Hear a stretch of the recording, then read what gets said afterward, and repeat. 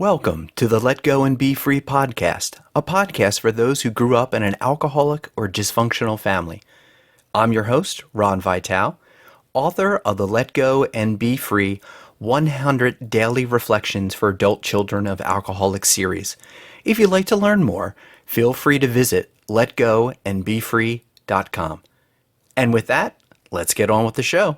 Hello, everyone, and welcome to this week's episode of the show. If you are new to this podcast, thank you for coming along. And again, you can visit letgoandbefree.com. You can find all the previous episodes there, as well as some information about the Let Go and Be Free series. There are 4 volumes there you can check out on all the different major publishers. But thank you for coming and listening to this podcast.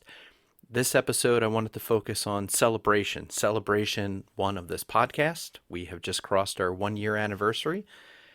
Celebration that, if you've been listening along, we've gone through the 12 steps. And then celebration of life. I know that last one might sound a little corny, but I do want to focus on the positive aspect of the changes. If you've been going through this podcast and listening week after week, and if you haven't, go back. It's not like these age out. You can go to Apple Podcasts, go to Spotify, you can go to the website, letgoandbefree.com, and look at the menu for podcast. They're on Google, they're on Amazon Music. You can find them all over the place, the podcast, and there's even the YouTube channel. You can find that there. And the reason why I say it's important to celebrate is that those of us who have grown up in an alcoholic and or both dysfunctional family, often we're, I guess the default mode is in crisis mode in our brain. We're always waiting for like the other shoe to drop, for the bad thing to come along. Often we're preparing for the worst, even if there's nothing on the horizon that seems bad or could be bad.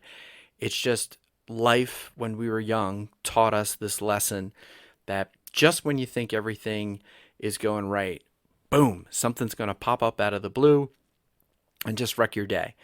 And if you live life always in a state of fear, always in a state of looking back over your shoulder for when, the problem's going to come, it's very easy to start connecting dots and saying something like, well, see, here's this problem. I knew I was right. I'm glad that I've been on my, observance of being prepared for a problem and anxious for the last, so many years, because I knew this day would come. And it's an easy way to connect an unhealthy coping mechanism to something of the future when something does, a bump in the road comes in life. And we all know that will happen. It could be, problems in a relationship, problems with jobs, problems with whatever, the world, politics, war, crime. It could be anything. It could be disease. It could be death of a family member. There's always going to be something in life that is going to be difficult to go through. The purpose, in my opinion, of going through the 12 steps and of going through this podcast is to focus on what can we learn as individuals and how can we take this information to help others spread the message of, hey, if you've grown up in an environment where there is abuse, addiction, all kinds of issues, dysfunction, here are some healthy steps to move forward. Here are some healthy behaviors. Here's a way of letting go of unhealthy coping mechanisms and focus on things that are healthy and find gratitude, happiness to thrive in life. Focus on the positive aspect instead of being in fear, living in a box of your own making, to pretend that if something bad were to happen, you can shrink, put your walls up, your defenses up, and be prepared. Because as a kid, that's what you needed to do in order to survive. Or sometimes, unfortunately, you barely scraped by because you didn't know what was up, what was down, what was left, what was right. You just kind of somehow made it to where you are, and you're trying to figure out, why are you different? Why do you feel different? Why do certain things could set you off and it could have been decades ago? You could be at a party and you might see a person drink too much, and that might bring you back to when you were a kid, and you can remember horrible situations that you saw from maybe your parents and how to overcome that. This podcast, this episode, want to focus on, let's celebrate. What would happen if we take the time and say, you know what? I'm really happy where I am today. I'm not saying that you pretend, and if you are going through a difficult time, I'm not saying that you pretend that everything is okay. But if you stop for a moment and if you objectively look at your life, what are the good things? What are you happy about? What have you learned? If you've been listening to this podcast for the last year, that means you've been on a journey for a year. You've been on a journey with me and other listeners. What have you learned? I'm not saying that everything is roses and everything is fixed and everything's amazing. It may not be. But think about some of the positive things that you have learned. What is in your toolkit today? And when I say that, what couple things can you learn and say, hey, you know what? I hadn't known that, and I've been implementing that. I've been trying that, and it's actually worked. Or you might say, no, nothing worked. But the fact that you have tried, the fact that you have moved on and you are searching, you're on the journey, what have you done since you've been listening to this podcast that is a positive aspect? Have you started going to therapy? Have you tried going to ACOA, Adult Children of Alcoholics meeting? Have you tried morning pages, writing in your journal each day? Have you started exercising, meditating, yoga? What have you tried? So when I say celebrate, the important thing of that is that none of us know. We just don't know how long we're going to be on this earth. We don't. And we don't know what will happen after we leave this earth. We might hope there's an afterlife. We might believe that there's an afterlife, but we have no concrete way of being able to say, well, here's what the next steps are. And if we're younger, if we're middle-aged, if we're older, we really can't project into the future and see what weeks, months, years ahead will be. We can guess, we could hope, we could pray, but we really don't know. And so the only thing that we can really have control over is of ourselves and the present. What we have today.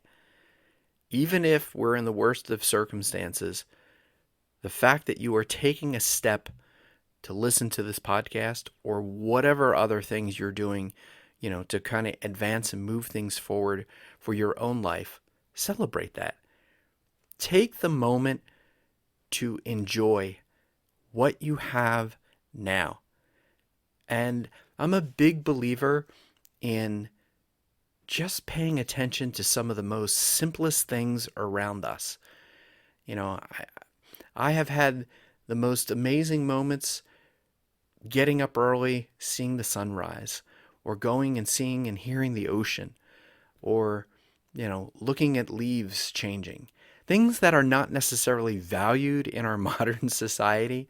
These days it seems to be more about, how much money you have, or prestige in your title at work, or what car you drive, or, how many possessions you have, or, probably everybody knows that one person that likes to brag anytime that they're at the party. It's always about them, and all the wonderful things, that they do. But at the end of the day, when, we look around us, we can't control our lives, in the sense that whatever happens to us at work, whatever happens to us, going to work, we can't control every single moment. And some of the things are so fleeting that we have. We might think we're on top of the world, but I think it's sometimes the very simple, basic things, that are most important. If you were to hear, a baby's giggle, that brings you to a moment that you can look at and say, life is good. Um, I think often that there's like a layer of artificiality that we have in our modern world that we kind of numb ourselves from really feeling things or tending to take the time to truly communicate with somebody, to tell them that we love them, or to accept somebody's love, or to hear somebody, to listen to someone, not say something back and tell your story and try to make your thing more important than their thing, but to just be present and to listen. There's an image, and I think I may have shared this on the podcast at some course in the last year. There was an image that I'm remembering. Actually, I think it may have been like a short YouTube video or TikTok or something that one of my kids showed me. And there was a young teenager that was going through a difficult time, and she was lying down on the ground, and her mother came up to her. And, typically as a parent, you would think a parent would go up and, kneel down to the kid and say, what's wrong? And how may I help you? And it's all going to be okay. That's the anticipated, what I expected to see on this video. But instead, the mom just walked up, gave good personal space between her daughter and herself, and then laid down on the ground next to her daughter to just simply say, without words, I see you. I see that you're going through a difficult time. I don't fully understand what is all happening, but I am present and I am here and you are loved. And it was just like mind blowing to see something like that and to say, you know what? Where in our lives can we make a difference within ourselves and within our small, community? Where can that celebration be shown? I'm a big proponent of reading, self-affirmations, to yourself each day. It's another easy way of being able to kind of reprogram your brain from a lot of the crap we grew up with of like negative thoughts, negative thinking, especially like if we get, in a situation that sets up a loop in our head of something that we lived through in the past, how to overcome that, by thinking, breaking that chain of negative thoughts with something more positive, something that would allow us to get out of that moment, out of the past, and live into the present.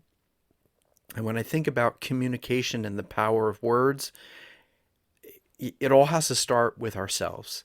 If we've gone through the 12 steps, I've talked about the serenity prayer. It's all about really understanding these invisible boundaries within ourselves and then the outside world. As kids, we may have learned that bad things were happening and we didn't know how to cope, so we just figured it out as best we could. That could mean hyper responsibility or denial, run away when there's a problem. Like there's certain behaviors that we adopted and they may have been fine when we were young, but now that we're older, they don't do too well when you run into a problem. You can't hit a problem and then suddenly shut down and you don't talk to anybody and you just ignore everything. Or worse, get argumentative, or think your way is the only right way. Like, again, whatever things work for you, when you were a kid, most likely a lot of those didn't necessarily translate well into the adult environment, the adult world. So when you think about these boundaries, when you think about celebration, when you think about joy, how often, do we take time to embrace being happy, embrace celebrating? We may not celebrate because deep down we may not feel that we deserve it. Might look into the mirror and not like to see what we see back. We might think that, we're too old or we have too much baggage and it's too late for us. It's something that we're not worthy of because we've been told that, all our lives. And people can sense that, take advantage of that, manipulate you when it comes to, work, and say, well, we know how this person is. They're yes, people pleaser. So we'll just tell them they have to do the work, and they're not going to say no. They're not going to set up a boundary. They're not going to push back. And I think, at least I hope, that by listening to this podcast, there are ways that you can work and go on this journey and learn skills. Again, what is your toolkit to be able to move forward? One of the favorite things that I like to do is, if you're on the phone with somebody, you're having a conversation with somebody tries to put you on the spot, like they want you to do X, and you're really not sure if you want to do X. A very polite way is just say, thank you for, inviting me, or thank you for telling me, you'd like me to do this. I like to think about it for a little bit. You're pushing back. You're putting up a boundary. You're not just saying, well, I'm just going to roll over and you do whatever you want. It might be something where you really need a little bit of time to figure out, are you free to whatever the person is asking you to do? And often we don't think that we have the power to say no. No, thank you. I don't wish to do that. A lot of times people I've seen who've grown up in a dysfunctional family, instead of saying no, they go on a whole litany of excuses of why they can't do something. And that sends a message, like a meta message, to somebody else saying, oh, if I push a little bit, I might be able to get around this, because they're obviously uncomfortable. I can manipulate things. Now, someone may not be doing that consciously. They just might be more of an aggressive person, or sometimes people are aggressive and they want to wear other people down and get them to do what they want. But when you're going through the 12 steps, the most important thing is, what can you control in your life? Meaning, what's within you? And something like celebration is within your ability to say, today, you can take time and you can celebrate your life. Celebrate the joy of this journey that you're going on. Celebrate what you've learned. Celebrate maybe a time that you use something that you learned from the 12 steps or the Serenity Prayer, that it worked. And you're like, wow, that actually made me feel better. It's still a little icky and I still don't quite know how things are going to go, but I feel that, I'm in a better position now than when I was before. So I say these things because celebrating is sometimes not an easy thing. Those of us that grew up in an adult, child of an alcoholic family, dysfunctional family, we may not want the spotlight on us. We might like to be behind the scenes, on things. We don't want any fuss to be made about us. And I'm not saying in general all the time, but many of the people that I have met at different meetings, very similar type, personalities when it comes to stuff like that.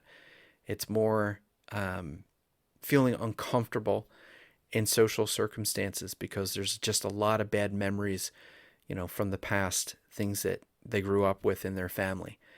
And I'm here to say that, again, if you've been listening to the podcast, not saying that the podcast itself, and I don't want to take that credit for myself, it's more you are putting time and energy to try a different way, to learn a different way, and that's important to celebrate. The fact that you could acknowledge and be like, hey, you know what?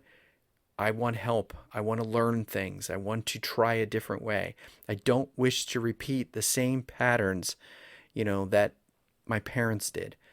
I want to be different in how I learn and how I have healthy behaviors, so I don't pass that on to coworkers, friends, a loved one, children, whatever. And again, for me, and maybe you're different or maybe you're similar, I have found the most joy in just being outside and just recognizing the smallest, simplest things and saying, you know what? It's just amazing to be alive today. To see a snow falling and hearing that little patter of the ice pellets as it hits the ground, and seeing the street light and seeing the snow come down, or in the summer, a rainbow, that comes across during a thunderstorm. Just some of the most simplest things of the beauty of the world. And I think often we're just so busy and we're wrapped up in our heads that we don't take that time to stop, step out, look up, look around, and be like, wow, this is great. Like, I've learned something. I want to celebrate. I deserve to be happy. I am worthy of being happy. I'm worthy of love. And I've said this before, and it might sound kind of weird, but I think the greatest love that any of us could have is discovering ourselves and realizing that for that foundational building of the best and the most important relationship that we have starts with ourselves. We have consciousness that we can think, we can use our words, and we can take our emotions and put them into words that can literally transform our world and transform who we are if we actually believe that. And I think often we just don't believe in our own power if we grew up in a dysfunctional, family. We may have been told, you're whatever, fill in a negative phrase, you're horrible, you're whatever, blah, blah, blah, blah, blah. But if we believe what we were told when we were kids, especially if those that told us were, addicted to something and they were saying things that maybe they didn't even know. I'm not saying that take them off the hook for what they did, but I think it is important that we focus on the power of our own belief in who we are and discovering who we are. That's one of the things that I love so much about the Serenity Prayer is that you basically use it as a filter to be like, what can I control? Like, what am I able to do in my life, and what falls on somebody else? When I know the difference between those things, that's how I can build up these healthy boundaries. And that's when I can realize I can work on this thing here, this issue that I have. I cannot fix all these other things. It's not possible for me to be able to do that because I recognize that I can't control that. And when I try to control that, it's an unhealthy behavior. It's something that gets me down a path that is never going to make me feel happy at the end of the day. And when you recognize that, when you realize that, and you celebrate that you are now aware of that, I'm telling you, it's like, it's almost like a film is taken off your eyes and you get to see the world, differently. When you realize that if you get that phone call from a parent and you might be, guilted into doing something and you simply say, no, I'm not able to do that. And again, I'm not saying you be mean, but when you realize that you have a power to say yes or to say no, you have a power to say, you know what, I'm not getting involved in that drama over there. That's not my thing. I don't need to get lost in that. I don't need to spend the energy and the time involved in that. And I'm telling you, I've seen that type of drama in work. I've seen it in, family dynamics. I've seen it in friend dynamics, group dynamics. And you don't have to get pulled and sucked into that. You can make decisions that are going to be healthy and happier for you. And when you realize that celebration of that gratitude and of the goodness that you can say like, wow, I can make a difference in my own life. I can realize, I can wake up, I can learn things. I'm not stuck. And I think that's a really powerful message.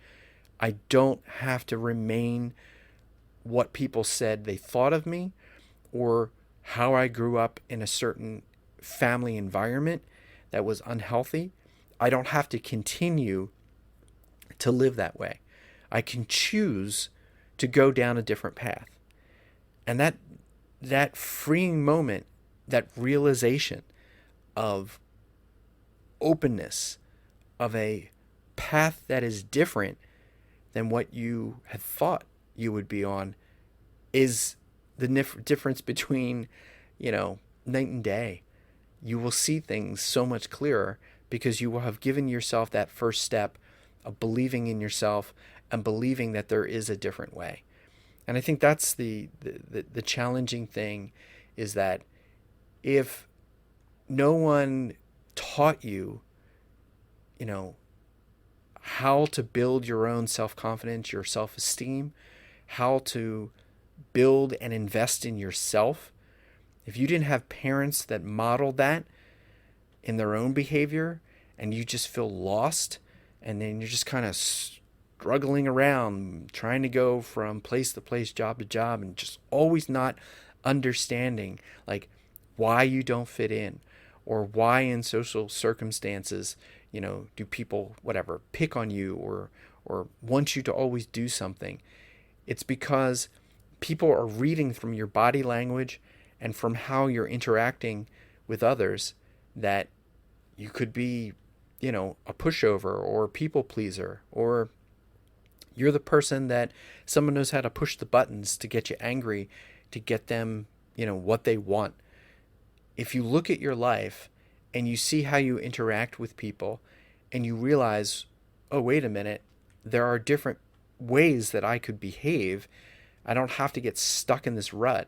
I don't have to then repeat the things that I learned as a kid. I could choose a different way. That just opens up so many possibilities. And I think that's why it's important to celebrate that you have choice. You have an ability to take a different path. And often that path is, the first step is like a mental switch in your head of creating that new neural pathway of being, wait a minute, I have possibilities, instead of everything will always be a certain way. I don't deserve X, Y, or Z. When you realize that there are avenues of change, of growth, of happiness, of love, that you deserve those things, and you find and learn and practice the skills that will get you to move forward on that path, that's where change and the opening of your life begins. Instead of being closed and feeling hopeless, that's when there is that pure joy of celebration and just existing, just being, and realizing that you're on that different path, that you're trying something different. It just makes all the difference. So with this podcast, my intention was, I promised myself that I would do 1 year, of episodes. I wanted to make these episodes, and I wanted to try as best I could to get the message out, to people. I wanted to focus on my own life story, what I learned, and what I wish someone would have said to me, when I was younger. Something to the effect of, you are worthy, you're worthy of love, you can grow, you can learn, and you have such immense possibility within you if you just try. And when you fail, it's just part of the growing experience. It doesn't mean you are a failure. It just means you failed. And so the option then is, what's next? And there's the beauty of that.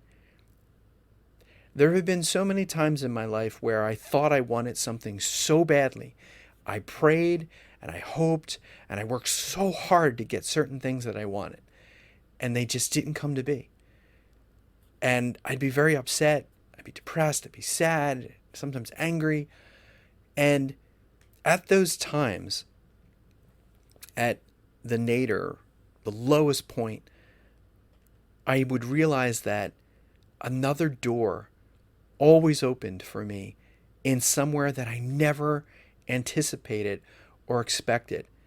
But I was open to the possibility of going a different way, of trying something different, not giving up.